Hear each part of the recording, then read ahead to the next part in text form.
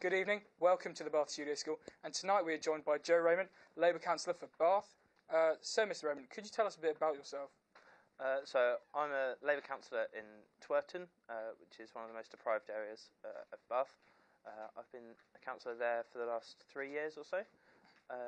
Stood for Labour in the general election in Bath last year, and I work for a local charity. Okay, very nice. For the audience who don't know you so well, could you tell us a bit about what a Labour councillor does in their everyday to day?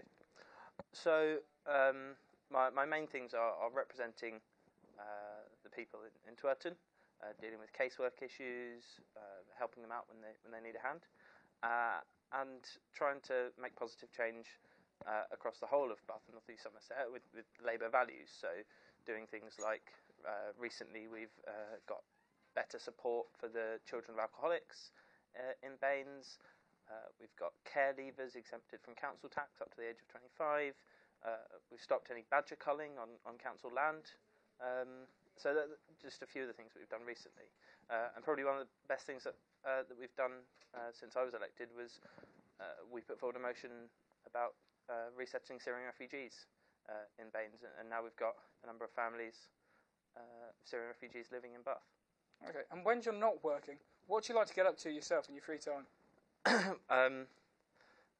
Well, I obviously I work full time. Yeah. In addition to being a councillor, so my free time is limited between my job, doing council stuff with the party. I'm a fan of craft beer. Watching Netflix. Yeah, very nice. How do you think your background has influenced your political stance? So I come from a single mother family, fairly low income, constantly chased by debt. While I was growing up in a fairly deprived area of North Kent, and I went to university and got more politicised at university. I was at university when the coalition government came in and brought about £9,000 tuition fees. So I wasn't hit by that, but I was part of a student at the time and saw that we were being attacked by the Tory Liberal government, and then made me more left wing, and I kind of I came to the Labour Party through ideas and ideals that I wouldn't have at the time potentially labelled as socialist. It was just what I thought was right, right and fair, and that led me to the Labour Party. Okay. Now we're going to get into some more political questions here. So, in last year's election, the Labour Party stated that they'd like to increase the minimum wage. Now, many people would argue that the fact that we'd see a downfall in small businesses. How would you respond to that? Well, I would say that no one should be paid less than they can afford to live on. As a fundamental principle, if you're going to work, you should have enough to live. And in fact, I'd say no one should ever not have enough to live on. I don't want to see anyone in abject poverty. But these are the arguments that were used 20 years ago now, in 1998, when the then Labour government brought in the minimum wage. And William Hague and the Tories at the time argued against it and said it would cause unemployment and all of these arguments that come around any time you talk about raising the minimum wage. And it just didn't turn out to be true.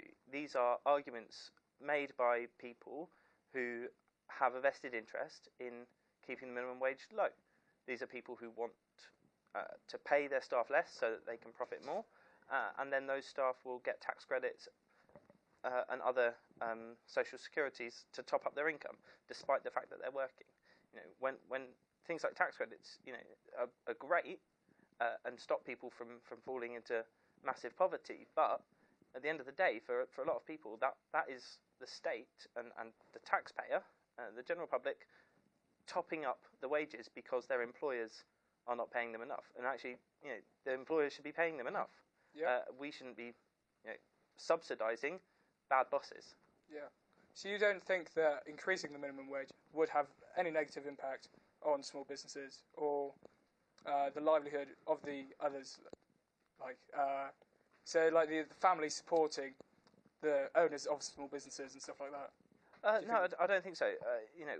a lot of small businesses won't be paying their staff. A lot of small businesses are very ethical, and they won't be paying their staff less than their staff can afford to live on. And I think that it's the biggest, the people that are going to be hit most by it are not small businesses, but big businesses who are profiting off the back of putting their workers into poverty. Yeah, definitely. So do you not think that the minimum wage at the moment, you could live off that? I don't think so. No? Okay. And the science backs that up. The government's so-called living wage, which is only available to over 25s, because apparently people under the age of 25 don't need to earn enough to live on, which is utterly ridiculous and contemptible. But the Living Wage Foundation calculate the actual living wage, and the government's so-called living wage falls well below that. Okay. So moving on to something slightly different. So would you like to ask a question? So on behalf of Labour, how would you begin to address the poverty gap in Bath? So I think good wages is a good start, Of course. and getting rid of some of the most pernicious and disgusting benefit cuts that went on under the last few years of Tory government, and before that under the Tories and the Liberals in coalition, things like the bedroom tax. But those are short-term measures, I think. What you need to do is you need to break the cycle of intergenerational poverty and inequality. And that means properly investing in schools in areas like Twerton, making sure that children in Twerton are just as likely to go off to university as children in Lansdowne or Bathwick. Bath is the most unequal constituency in the country for university entry. I did some analysis on this and found that we've got a gap of over 80%, I think, between Lansdowne and Bathwick and the wealthy areas of Bath and Twerton, where only about 12% of young people go off to university. That's not good enough, and that's something that comes about as a result of capitalism. I think fundamentally. So in recent years, the Bath Council has invested money into building affordable housing estates to give young people the opportunity to get on the property ladder. However, many have complained that the affordable housing is well above the national average. For instance, the Spring Wharf housing estate, which also dubs itself as having affordable homes, and 300 homes planned for construction are at the top of Odd Down, on a greenbelt land of all things. My question is, what would Labour do to solve these issues?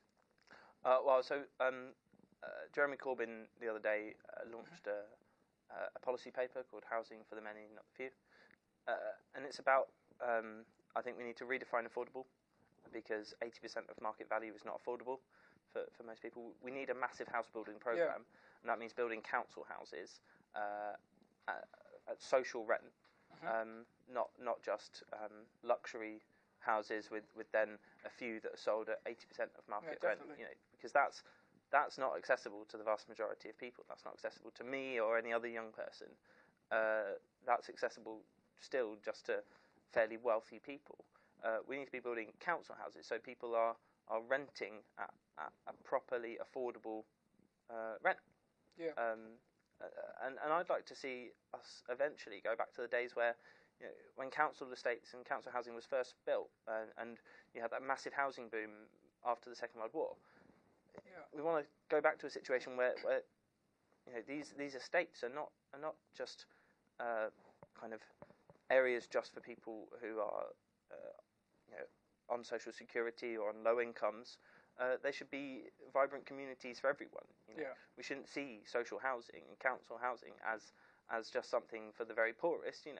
It should be an integrated community of people. But when you start to lose all that social housing and you've got more people who are really struggling, then obviously you have to prioritise it for them. We should have much more council housing so that those are areas where everyone can live and have an affordable, properly affordable rent. Okay. So I'm sure that you agree that the homeless epidemic, maybe even, in Bath is awful. And I understand that it's very difficult to have the necessary funding to solve or at least improve the issue. However, what do you think is the best course of action? Well, something that has been done in other countries, and I think is being piloted here finally, something called Housing First, which is where you've got people who are rough sleeping or otherwise homeless, and you need to remember that homelessness is not just people that you see on the streets. That is the tip of the iceberg when it comes to homelessness. There's people sofa surfing, especially young people just sleeping on friends' sofas and moving around between friends and family, and you've got people living in temporary accommodation as well. And then on top of that, you've got all the people who are really precarious in their housing, and who are living paycheck to paycheck, and potentially could be homeless the next month. Or even if they've got the money, potentially because their landlord can evict them for no reason. Sure. So obviously we need to do things to stem the flow. So make tenants more secure, reform the ways that landlords can evict people, and you should be protected from eviction as a tenant. But then also with people who are homeless, especially rough sleepers, a lot of whom, but not all of whom, will have other issues on top of the fact that they are sleeping rough. So mental health problems, drug or alcohol misuse, domestic violence, a lot of things that you're not going to solve while you're living on the streets. If you're trying to overcome a mental health problem, sleeping every night in a shop doorway is not the best way to overcome that mental health problem. Yeah. You need to get into Housing First, and that's what Housing First is. You give someone the housing, and then that helps them get recover from their other problems that potentially cause that homelessness. Yeah. No, you wanted to. So the Labour Party stated if they were in office, they'd aim to abolish university tuition fees. Where do you plan to get the necessary funding to do this? I'm trying to remember back. We had a fully costed manifesto, and I think that it was primarily from an increase in corporation tax, or in fact, I don't think even an increase in it particularly. I think it was reversing some of the cuts to corporation tax that have happened quite recently, or even just reversing the planned cuts to corporation tax. But free education is often talked about in terms of, so that students don't have debt, and preventing the barriers to university, and that's all really important. Yeah. But it's much more fundamental than that. Free education is about stopping education from being a commodity that is bought and sold, stopping universities from acting like businesses. Because at the moment, universities have been forced by the conditions that they're operating in to act like businesses, and so you end up with chief executives of universities, like Glynis Breakwell at the University of Bath, being paid coming on to £500,000 a year. You get universities expanding at the rate that they have, so that they can maximise their revenue and become more sustainable, and so you get loads more students in Bath, and in an unsustainable way where housing is affected as a result of that. Yeah. Those kind of things will be solved with properly free education, where we once again consider education as something that is good for society, not just for the individual. And people will ask, why should the big businesses pay for it? And it's because businesses profit from university education. Someone like Richard Branson didn't go to university, so he's not. Someone could say, you could fairly say, and not rightly, but fairly make an argument that Richard Branson should not be paying for someone to go to university. He hasn't benefited from it. But I say he has benefited from it, because I hope that Virgin Trains and Virgin Planes have been designed by people with engineering degrees. Yeah. He's profited from the UK higher education system, and therefore he should be putting back into it. So that's why we fund it through corporation tax, because they're benefiting from universities. So I'm assuming you do personally believe that university tuition should be free. Oh, absolutely. Definitely. Yeah. Okay. Now, many voters admitted, to change the topic again, many voters admitted that they didn't understand the term tactical voting. Now, during the last election, do you think that tactical voting in Bath is a good idea, or should people vote for the party that they support? Tactical voting is a terrible idea. Yeah. So Bath Labour Party have done some polling recently. We commissioned Survation, who are a polling company. very legitimate polling company. They were the only ones to correctly predict the result of the general election and the referendum. If you want a laugh, have a look on YouTube for Damien Lyons-Lowe, the chief exec of Survation, going onto the Daily Politics about a week before the general election and saying, yeah, so we're predicting a hung parliament, and everyone laughing at him because it seemed so absurd. And he was vindicated, and now he's had the last laugh. So we got them to do some polling in Bath, and we found that about half of the Liberal Democrat voters in Bath are people who wanted to vote Labour, but felt they had to tactically vote. And if people just voted for what they wanted in Bath, we'd have a Labour MP. So all those people who want Labour are just throwing away their vote to the Liberals who brought us 5 years of benefit cuts and public service cuts to education and NHS, and they brought us £9,000 tuition fees. And it's not good enough. They're not good enough. Yeah. And I think about it in the way that the Liberal Party, in a different form, but similar, existed when the Labour Party was formed, back in 1900. You had the Tories and you had the Liberals. And back then, we said, no, the Liberals aren't good enough. We can't just throw our support behind the Liberals. Yeah. We need a party of Labour to stand up for these democratic socialist ideals. And so when people who believe in those democratic socialist ideas then go and give their vote to the Liberals because they say, oh, they're better than the Tories, well, if we thought like that in 1900, if Keir Hardie thought like that back then the Labour Party never would have existed. We never would have got the NHS and the minimum wage and maternity pay and paternity leave and all the things that we've benefited from through having Labour governments. So I say no. Liberals aren't good enough. Yeah.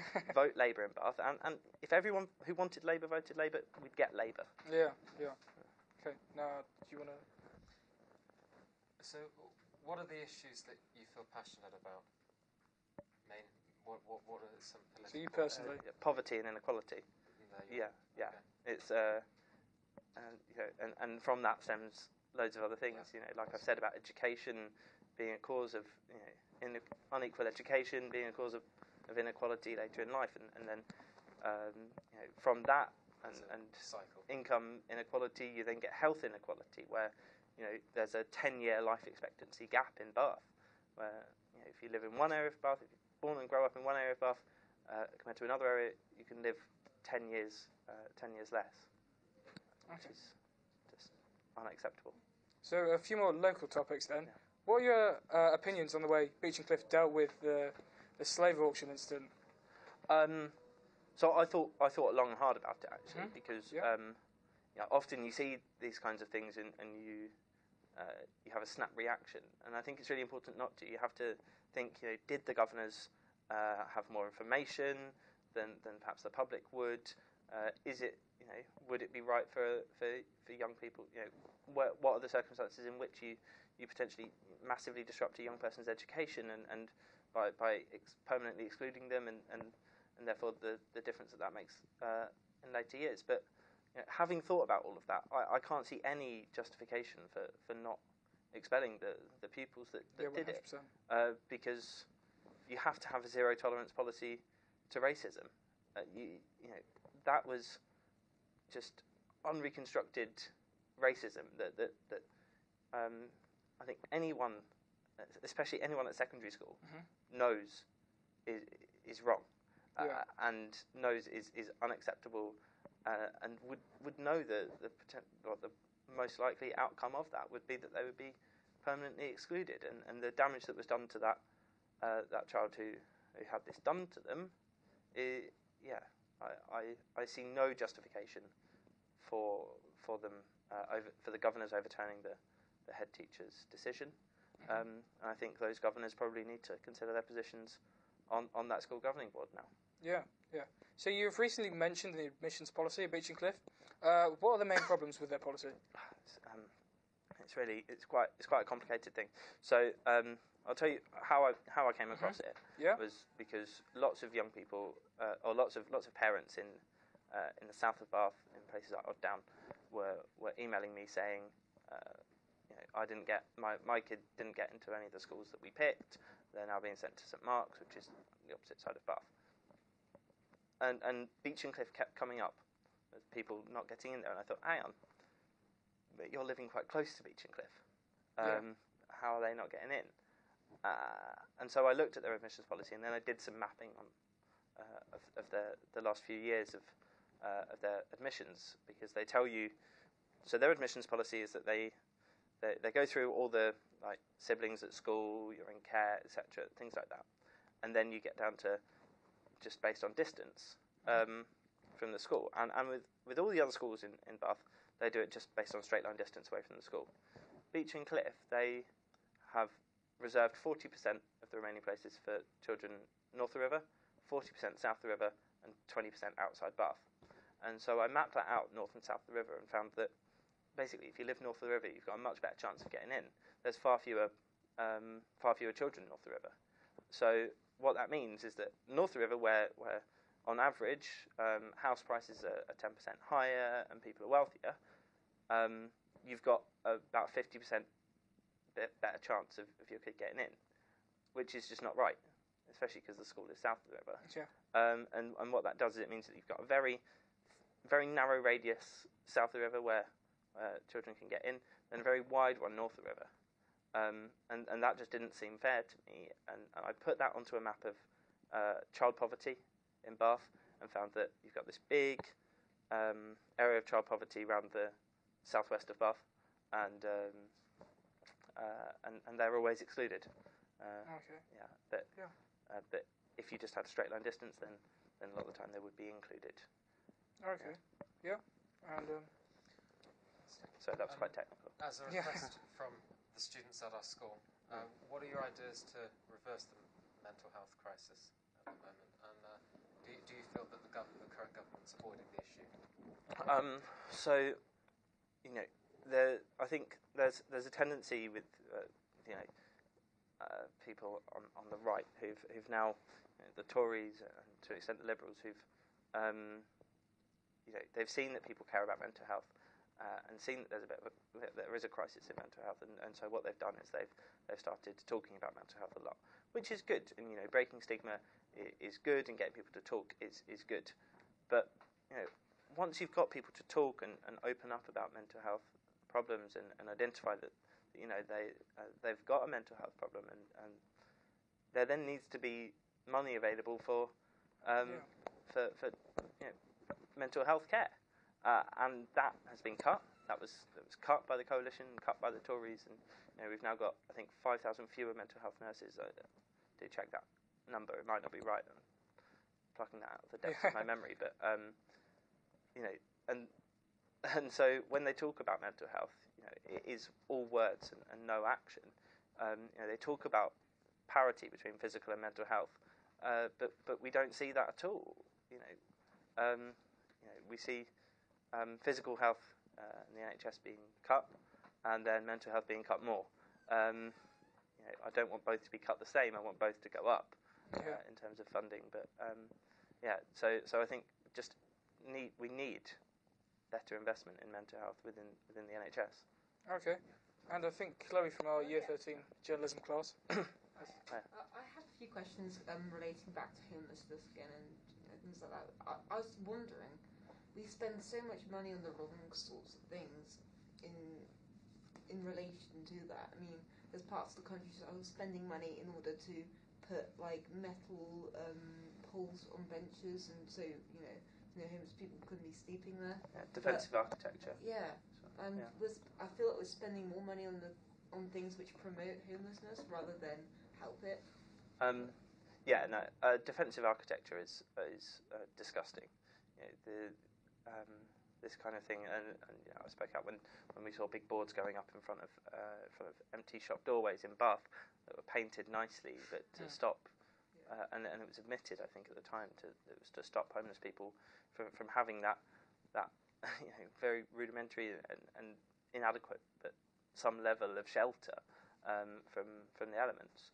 And I think we've seen that people just do not appreciate defensive architecture. We've seen where it goes up, where you've got spikes on the ground, people going along with, if you've seen people going along with buckets of concrete overnight and covering them up and making them redundant, which is brilliant, and all our taxes that all the money is going towards a royal wedding and things like that, and yet they're finding homeless people who to just get off the streets near the royal wedding. I mean, yeah, that was disgusting as well. The Tory leader of Windsor Borough Council. Of charity and things, I find it appalling that they're finding them up to £100 and things like that. Yeah, and I think we know that doesn't work. Finding someone who... But by doing so, don't you think that encourages them to go and find a homeless shelter, maybe? No, I don't think so. Because homeless shelters are often at capacity, and we don't want to see homeless shelters. Really, we want to see people in houses. Housing. When someone is sleeping on the street, and I've talked already about the plethora of other issues that could have caused someone's homelessness. They need to be treated for any other issues that are going on, and given stable housing, not just a room in a hostel. And that's not to say that the hostels are bad. Julian House and other charities doing similar things are brilliant in what they do, but they shouldn't be necessary. People should be in stable, permanent accommodation. And it's really hard to find that stable, permanent accommodation. Everywhere you look, pretty much is like there's a shared home, or there's a home you can only live in for a certain amount of weeks or months or something, and it costs nearly as much as a house, owning a house. And you see all these homeless people around, and I can understand how someone can get like that. Yeah. So. Surely Julian House is a better alternative than them being on the streets. Sleeping rough. Of course it is. Yeah. But finding someone because they're sleeping on the streets to encourage them to get into a hostel isn't the right thing to do. We shouldn't be punishing people for sleeping. No, maybe not fining them. Yeah. Okay. Yeah. Well, and you got any more questions? No. Okay. Well, I think that about wraps it up for today. Thank you very much for joining us. It's been an absolute pleasure to meet you. I've been Matt Venton, and we'll see you next time with MP Jacob Rees-Mogg. Thank you very much. Cheers.